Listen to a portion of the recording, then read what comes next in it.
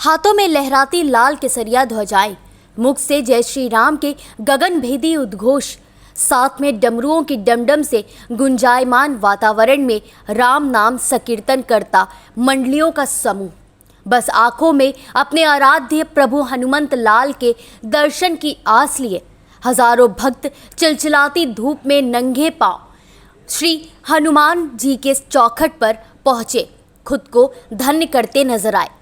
यह दृश्य मंगलवार को वाराणसी में हनुमान सेवा समिति नेवादा की ओर से निकाली गई हनुमान ध्वजा यात्रा के अवसर पर देखने को मिली। वाराणसी के भिखारीपुर तिराहे से संकट मोचन मंदिर तक पूर्वांचल भर के भक्तों का सैलाब देखने को मिला। यह दृश्य ऐसा रहा कि मानो आस्था का सैलाब इसमें उमड़ गया हो। आस्थावानों का हुजूम इस कदर रहा कि लगभग 5.5 किलोमीटर की यह यात्रा पूरी करने में 4 घंटे से भी ज़्यादा समय लगा।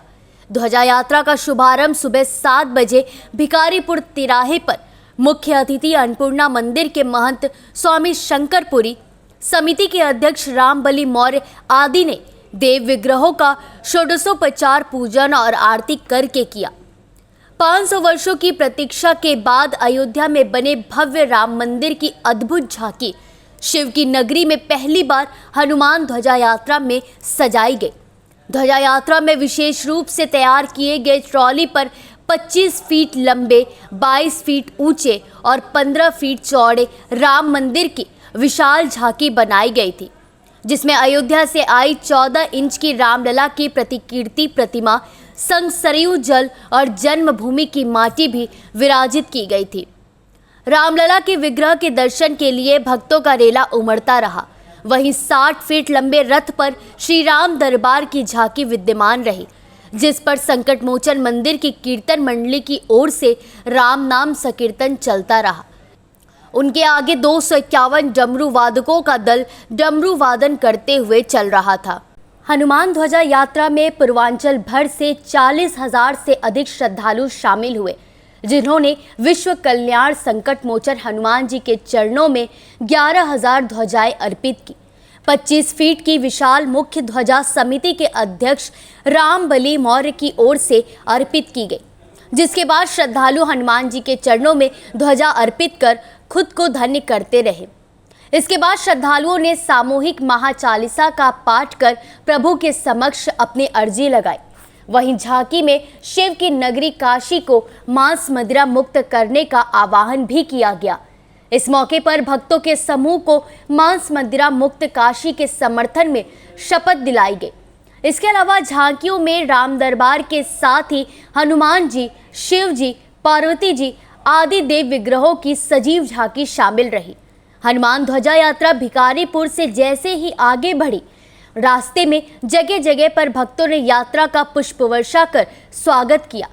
नेवादा, सुंदरपुर, नरिया, लंका, रविदास गेट, संकट मोचन तिराहे पर विभिन्न संस्थाओं, समितियों एवं व्यापारियों द्वारा ध्वजा यात्रा का स्वागत किया गया। यहाँ पीने के लिए पेयजल, शरबत, फलाहार आदि की व्यवस्था की गई थी।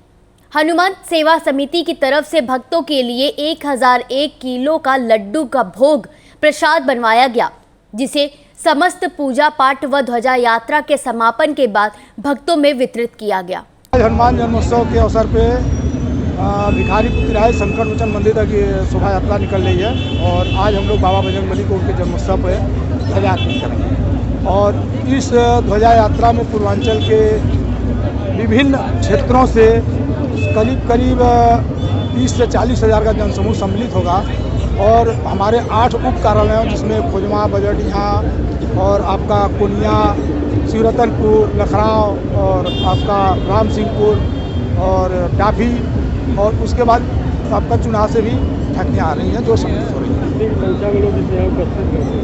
40,000, 30 से 40,000 का जनसमूह जाएगा। इस बार का आपका पताका कितने फीट का है? हमारी पताका भी मुख्य ध्वजा जो है वो 25 फीट की है। हम लोगों ने राम मंदिर का स्वरूप तैयार किया था जो है, लेकिन हम उसको सचल चलाने में असमर्थ हैं।